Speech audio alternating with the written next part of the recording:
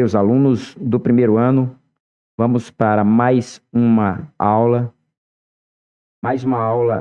de arte 2, no ensino médio agora, e vamos lapidar mais, entender mais, conhecer mais um pouco sobre as artes e suas linguagens, né? Vamos entender mais um pouco sobre as artes e suas linguagens, como tudo. As artes cênicas, né? Como o teatro, a dança, principalmente, a música e as artes visuais, ok? E ainda as linguagens híbridas, que são as artes audiovisuais, o cinema, o vídeo, etc. As artes performáticas, as artes que trazem uma infinidade, uma quantidade de arte misturada em uma só. São as artes híbridas, ok? Então, vamos começar pelas artes cênicas, que é o teatro, a dança, a ópera, o circo, né? Todas as artes cênicas, elas impõem a utilização do corpo, né? O corpo como linguagem, o corpo como expressão artística. Objeto artístico é o próprio espetáculo. O espetáculo só existe no momento da apresentação. É verdade, é como o teatro, por exemplo. O teatro é uma obra de arte, mas o teatro, ele só existe como obra de arte no momento da apresentação. O teatro, a dança, elas são artes únicas que acontecem somente, originalmente, em uma única vez. Aí você pode dizer assim, não, professor, mas eu já assisti vários filmes, eu já assisti várias peças de Romeu e Julieta. É verdade, mas a peça, a história de Romeu e Julieta, ela só é única, ela é uma só no livro, ali nos escritos, né, do seu autor, o William Shakespeare. Mas cada ator, cada pessoa que vai representar, mesmo aquele que já faz, já conta, já narra, já participa de teatro, né, de filme, de Romeu e Julieta, a mesma peça há 25 anos. Mas cada vez que ele faz, ele não está no mesmo lugar no palco, ele não está usando a mesma voz, a mesma fala, ele sempre vai estar tendo uma diferenciação na sua apresentação. Não é o mesmo público que está o assistindo, pode até ter aquela pessoa, né? Ou seja, a apresentação das artes cênicas, ela sofre a mudança constante do devir, né? O devir é aquele processo que muda constantemente. Existe o ser, nós, os seres, os objetos, que são constantemente influenciados e alterados pelo devir. O devir é a mudança constante do ser, é a mudança constante dos objetos. Você nunca atravessa o mesmo rio. Você nunca atravessa a mesma ponte. Por quê, professor? Eu já passei pela ponte lá da 7 de setembro ou do Rio Negro várias vezes. Para mim é a mesma. Não, mas ela já sofreu a ação do tempo. Ela já alterou. Nós nunca somos o mesmo que fomos ontem, porque todo um processo do tempo, do devir, da mudança constante está acontecendo. Então, as artes cênicas, o teatro, a dança, né? A ópera, o circo, eles passam por essa constante mudança. O espetáculo só existe no momento da apresentação. A filmagem do espetáculo é apenas o registro dele, ok? Ah, sim, a filmagem, sim. A filmagem é o registro do espetáculo. Mas o espetáculo em si, ele é único. Atores e bailarinos são parte integrante da obra de arte. A dança. A dança varia conforme a cultura, o contexto histórico e os artistas que a desenvolvem. É lógico, né? A dança para nós é muito peculiar à nossa cultura, aquilo que gostamos, aquilo que almejamos. A dança para outros povos, seja na Ásia, seja na África, seja na Europa, seja nos rincões, né, na Interlândia todo, nos portos da Amazônia, com os ribeirinhos, né, nas localidades, nas terras indígenas, a dança tem outra proporção e outros valores para cada um deles. Então, varia conforme a cultura, o contexto histórico e os artistas que a desenvolvem. Principal fundamento da dança: movimento corporal como meio de expressão. Então, como falamos, as artes cênicas, elas dependem muito do corpo em movimento, como expressão, como expressividade. Pode ser improvisada ou coreografada, ou seja, a dança pode ser feita ali na hora, ou ela pode ser coreografada, ela pode ser ensaiada, né? Pode ser ensaiada, aprontada, planejada, ok? Então, temos aqui exemplos, em algumas pinturas rupestres, uma dança primitiva, como já falamos, a arte é intrínseca do ser humano. Todos os povos, todas as civilizações possuem arte. Os indígenas,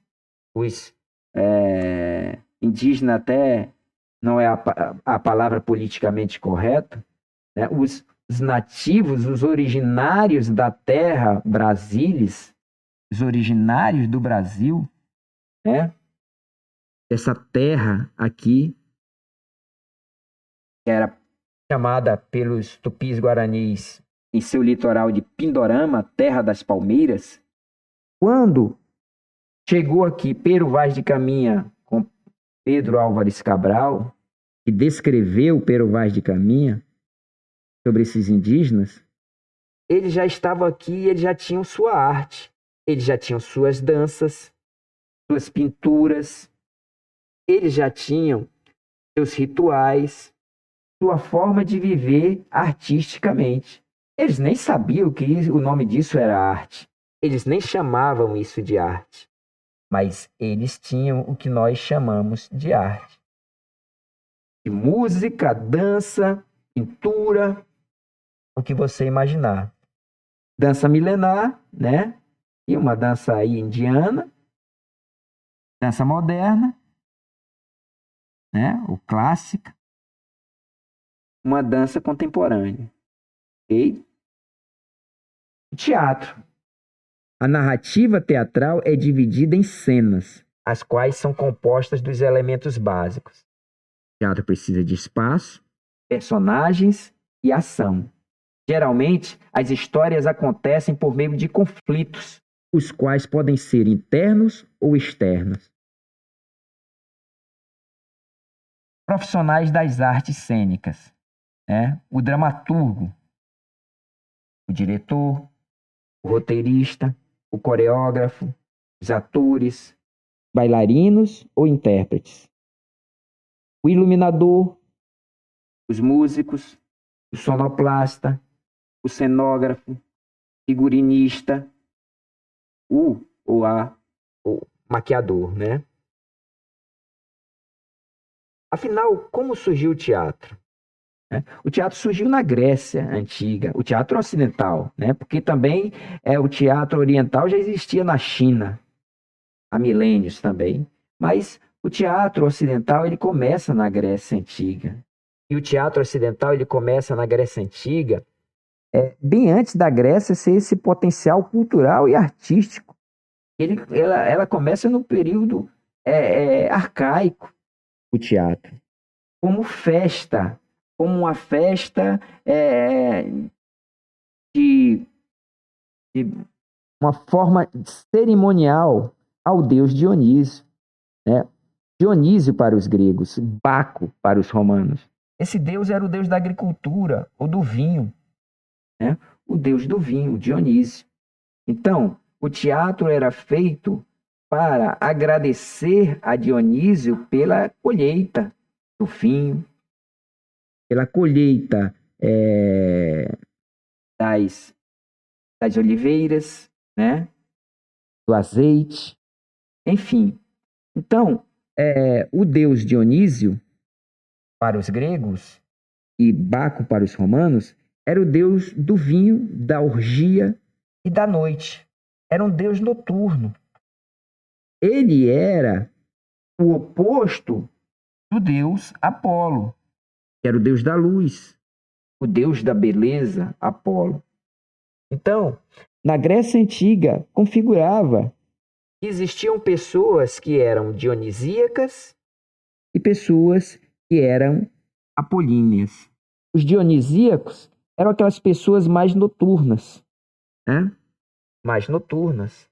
E os apolíneos eram aquelas pessoas que viviam mais, né, ao dia. Muito bem. E essa festa a Dionísio acontecia em locais, né, que eram verdadeiros teatros abertos, né, anfiteatros construídos na beira, na borda das montanhas. Por quê? Porque na borda das montanhas acontecia o eco. Então a acústica do teatro ficava melhor. E o nome dessa festa ao deus Dionísio, né, na verdade, era uma forma de cerimonial a esse deus, era chamada de ditirambo. Repetindo, ditirambo. O ditirambo.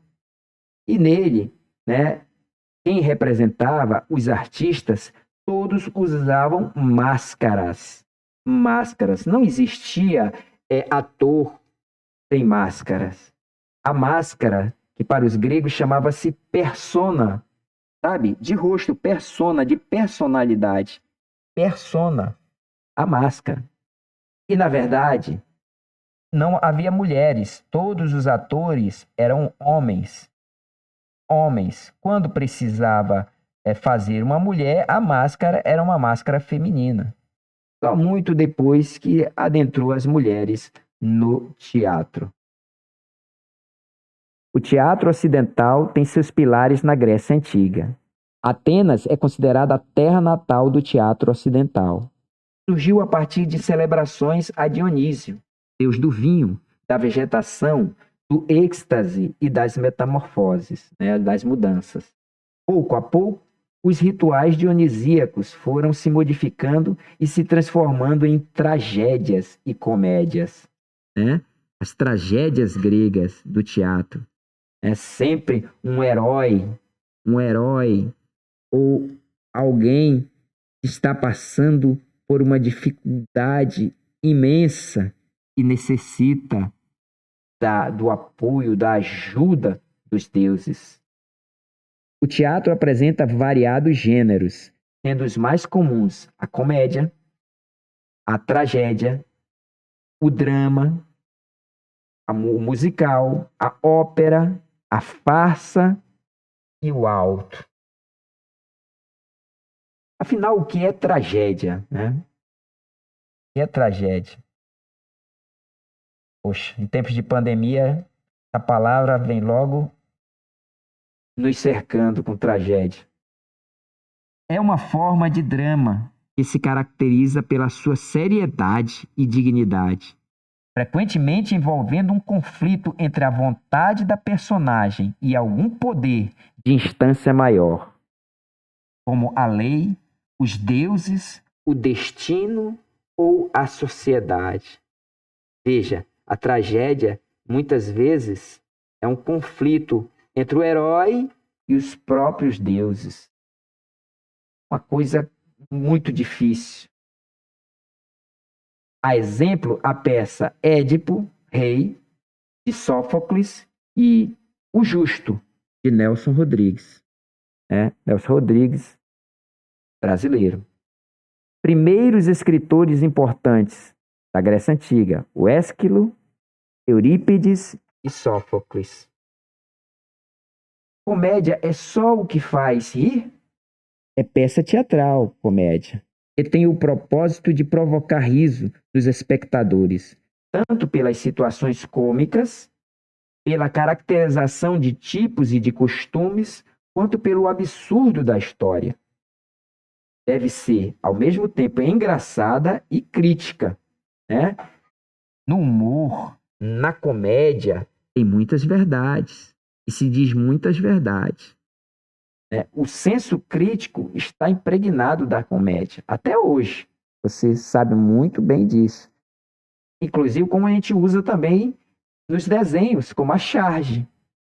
A charge baseia-se, comédia, principalmente em conflitos sentimentais humanos, muitas vezes com um tema geral triste. Um exemplo de comédia: a tragédia é digna dos deuses e a comédia digna dos homens. A tragédia é dos deuses e a comédia é dos homens. Senta que lá vem comédia. Deu a louca em Romeu e Julieta, não é uma comédia conhecida. Música é a arte de coordenar fenômenos acústicos para produzir efeitos estéticos. É imaterial e temporal a música. Apresenta diferentes graus de complexidade sonora. É uma manifestação folclórica comum a todas as culturas. A música apresenta diferentes graus de complexidade sonora, como já falamos em aulas passadas. Inclusive o silêncio. O silêncio faz parte da música. O som. Não prestamos atenção nos sons, mas sim no que eles apontam. O cérebro separa os sons musicais dos não musicais. Elementos básicos do som musical, A melodia, a harmonia e o ritmo, Tem um ritmo, tem a melodia e tem a harmonia. Parâmetros do som: altura, frequência do som, medida em hertz. Pode ser grave ou agudo. E isso é sempre relativo.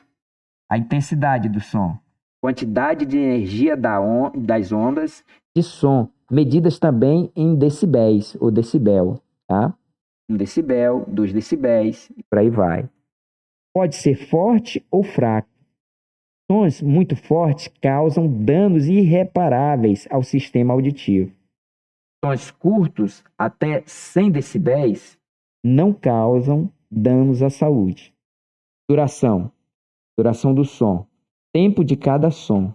É medido em segundos ou milésimos de segundo.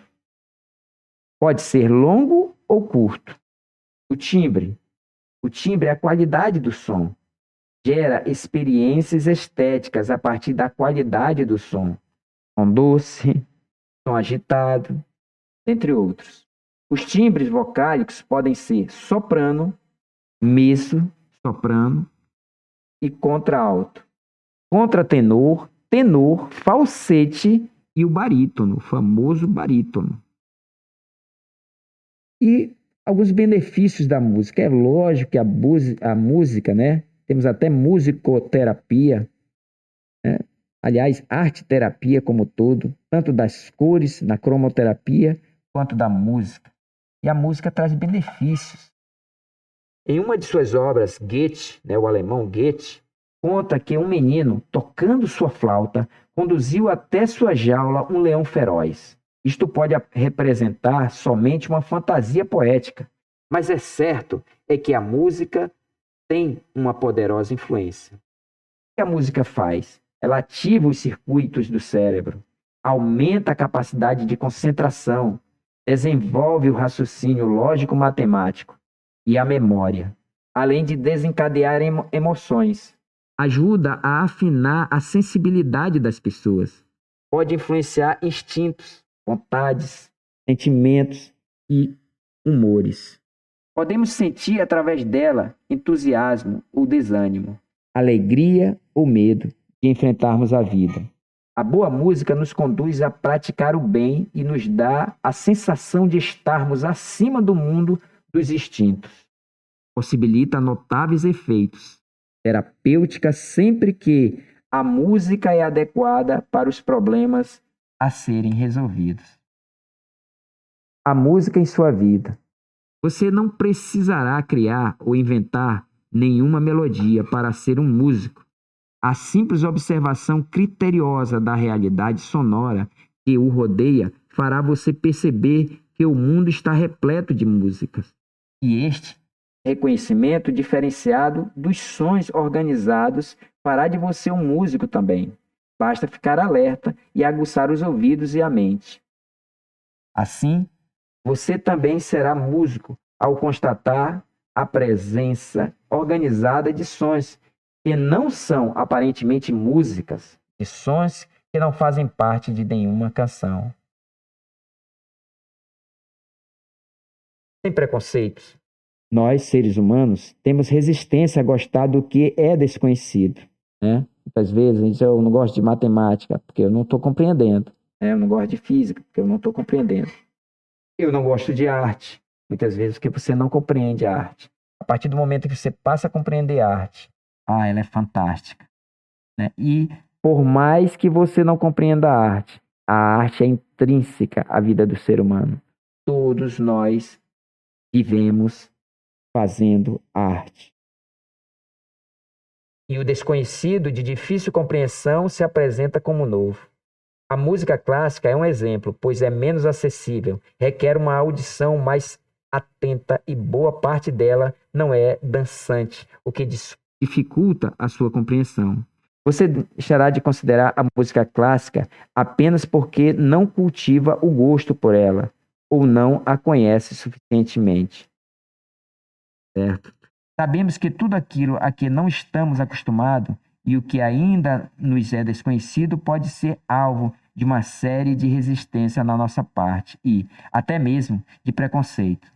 Somente a convivência com os sons, a atenção auditiva e mental e a disposição para o novo nos farão perceber novas musicalidades. Tudo em nossa vida, tudo que é novo em nossa vida nos traz algum tipo de relutância de nós não querermos nos envolver. São as manifestações, as artes visuais. Agora chegou na minha parte, artes visuais. São as manifestações artísticas que envolvem o sentido da visão. Pintura, desenho, escultura, gravura e fotografia. Existem para comunicar ideias, registrar momentos e despertar interesse, gerar emoções. Elementos básicos da linguagem visual: o ponto, a forma, a cor, a linha. Né? A linha ou a reta, enfim. Nós já vimos sobre isso, as cores primárias, né? Aqui no caso é as cores secundárias. Né? Nós temos a cor primária que é o vermelho, outra cor primária o amarelo e outra cor primária o azul. A mistura delas, né, dá uma cor secundária.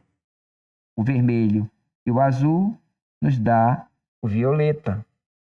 O azul e o amarelo nos dá o verde.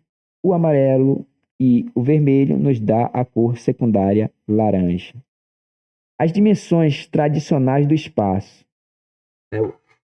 Toda obra nossa de espaço, nós temos a altura, a largura e a profundidade. Isso é em 2D. Né? E tendo a mais do que isso, nós chamamos de 3D. Ok? Quando temos a profundidade, essas três, né? Altura, largura, 2D, bidimensional. Altura, largura e profundidade, tridimensional, 3D, ok? Mas, na verdade, em termos de desenho ou pintura, tudo é bidimensional. A perspectiva é que nos dá uma ideia tridimensional, 3D, uma ilusão através da perspectiva. As bidimensionais, desenhos, pinturas e fotografias. São bidimensionais, tá? Na verdade. Ok? Tridimensionais, as esculturas, né? Temos a escultura, uma escultura egípcia aqui. O escriba é o nome dessa escultura egípcia, né? O Ron Milk, um australiano que vive na Inglaterra e faz essas esculturas hiperrealistas aqui. E gigantesco. Olha o tamanho da mulher de verdade para as esculturas do Ron Milk. Ron Milk, tá? Um australiano que vive, o artista que vive em Londres, ok? Ron Milk. Ilusão tridimensional, né? Estamos vendo aqui essas artes híbridas, né? Aqui já são artes híbridas, ok? Olha aí. Ilusão tridimensional, a arte híbrida também.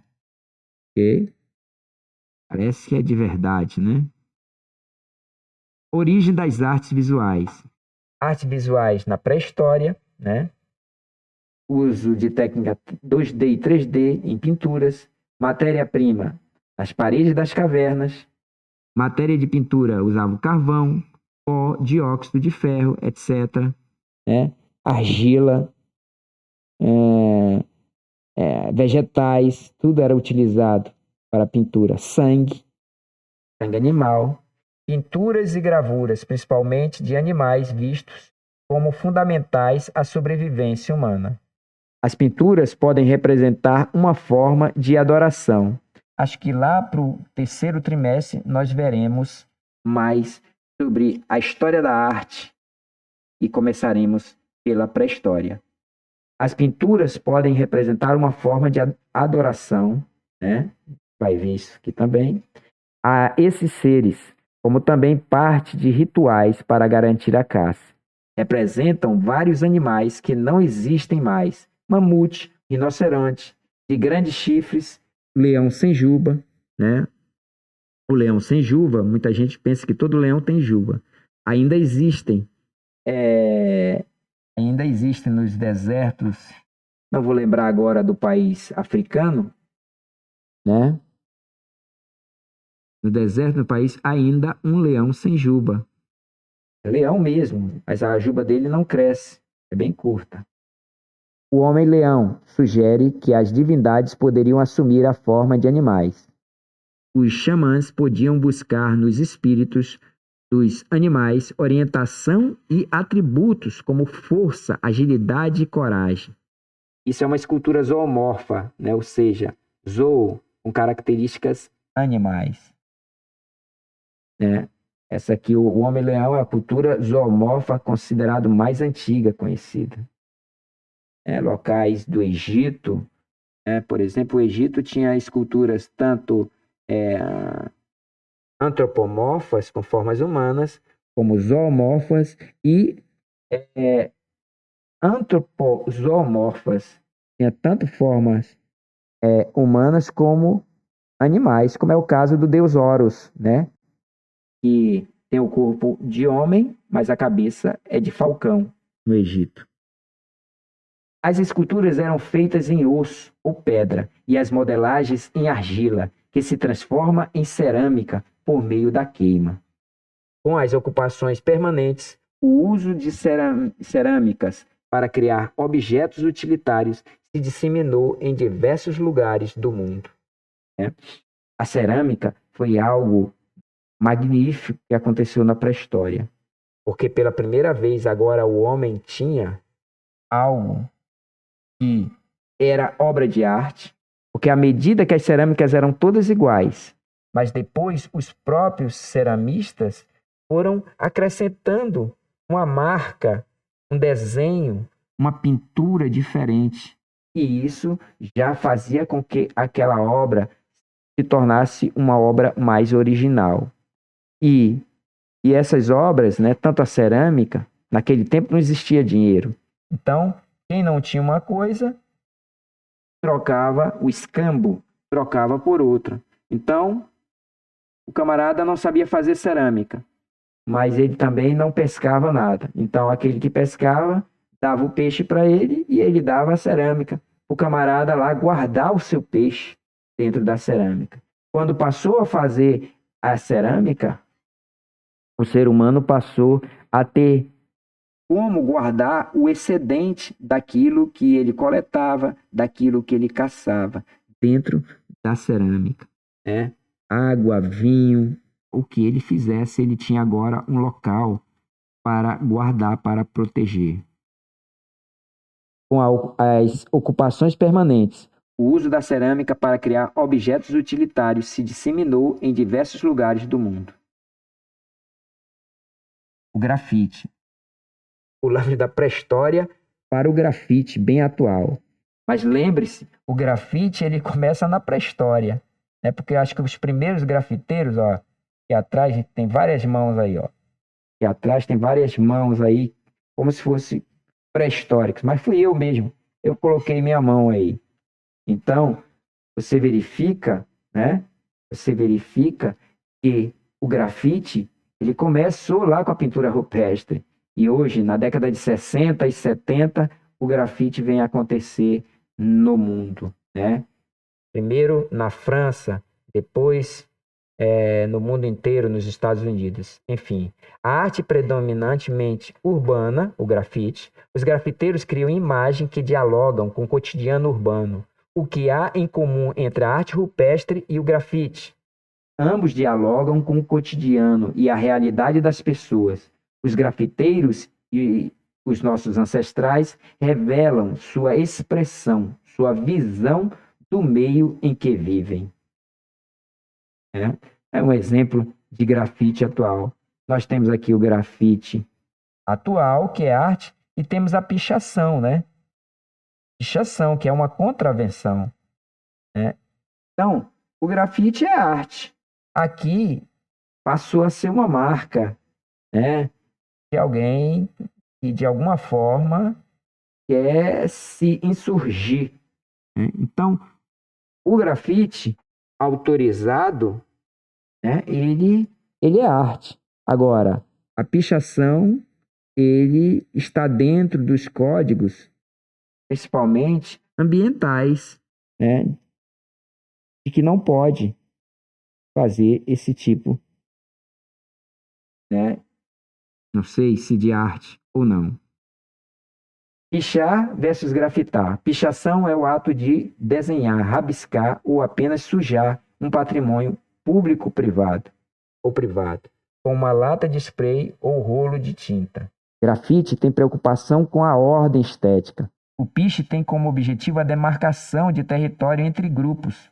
No geral, consiste em fazer algo que para eles é uma arte e para a sociedade é o ato de vandalismo.